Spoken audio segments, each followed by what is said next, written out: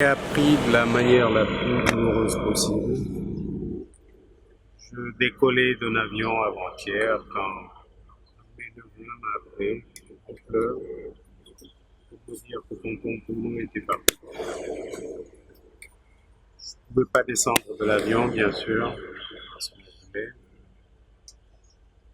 Et ça m'a suivi jusqu'au lendemain où j'ai dû reprendre notre vol pour revenir. Vous comprendrez mon immense tristesse, j'allais dire mon désarroi, parce que Pounou Diatta, c'était d'abord un ami de 50 ans. C'est ensuite un parent, parce que mes deux neveux ont épousé ses deux filles. C'est la famille. C'est une perte immense pour notre famille. C'est une immense perte pour le Sénégal. Et j'allais dire pour l'Afrique, quand il était connu et apprécié par tous. Quand j'ai atterri à Bamako pour l'investiture du président, il y avait bien sûr d'autres chefs d'État qui étaient là. Et eux tous ont présenté leurs condoléances connaissant les relations avec lui. Je connaissais également ses relations avec eux, parce que Bruno était un ambassadeur du Sénégal à travers non seulement l'Afrique, mais le monde entier. Nous sommes là à la maison, chez lui, et ça veut me montrer des messages qui venaient de partout, du monde entier. C'est les raisons pour lesquelles je pense que c'est ce genre de Sénégalais qu'il faut donner un exemple à notre jeunesse.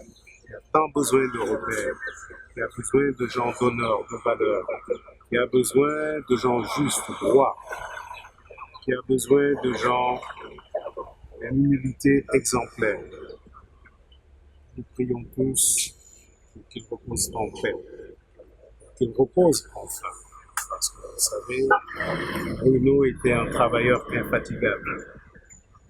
Vous savez, je l'ai côtoyé, comme je vous ai dit, depuis 50 ans. Et il y a que pendant 12 ans, nous avons cheminé dans le cabinet du président Ouad.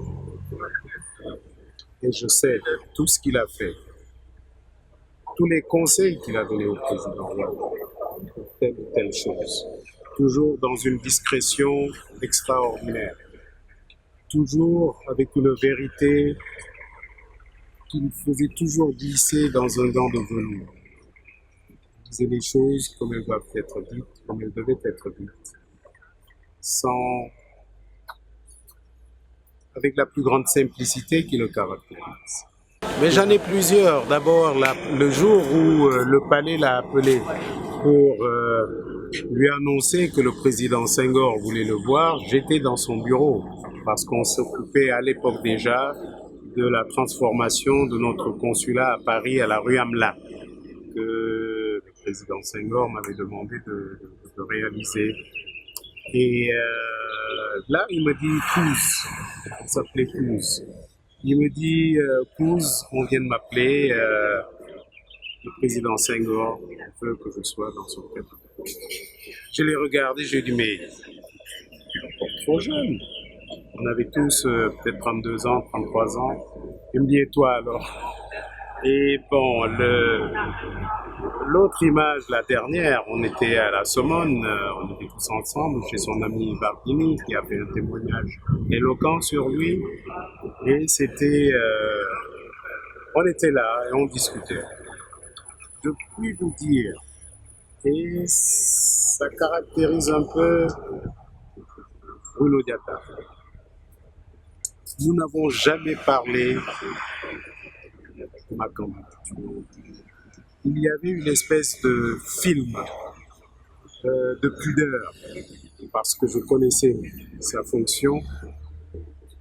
Il savait ce qui m'habitait. Nous n'en avons jamais parlé. On s'est vu il n'y a même pas une semaine, les deux.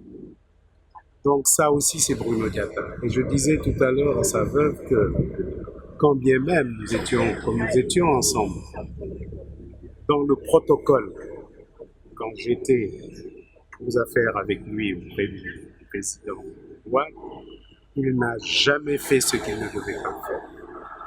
Et que ça, que tu sois Pierre Boudiaby, son cousin ou pas, c'était pas son problème. Tu devais faire comme tout le monde. Ça aussi, c'est bon. Et il y a un trait également que quelqu'un a soulevé, j'ai écouté les radios bien sûr. Il y en a un qui a dit voilà, quelqu'un qui a côtoyé 4 chefs d'État. On ne peut pas aller en ville dire ça, c'est son immeuble, ça c'est à lui. Ça aussi, c'est un exemple qu'il faut donner. Alors, vous comprenez bien que oui, j'ai perdu un ami, j'ai perdu un frère, j'ai perdu une part de moi-même. Mais quelque part, je disais à son épouse, Dieu soit loué. C'est la première fois que je vois autant d'unanimité dans ce pays. C'est la toute première fois. Et je lui ai dit, bon, nous allons bien sûr tous partir, mais partir comme lui, avec cette unanimité autour de sa personne, de son action, de son amour pour sa patrie, de son amour pour son travail, et on aimerait tous pouvoir partir comme ça. Donc quelque part, oui, nous sommes dans la peine, mais nous sommes également dans la joie de savoir que l'un des nôtres est parti et que toute la nation salue son humilité, son goût du travail, son patriotisme. Et je pense que c'est un grand exemple pour tout le pays et encore une fois, pour cette jeunesse qui a besoin de repères, voilà un repère.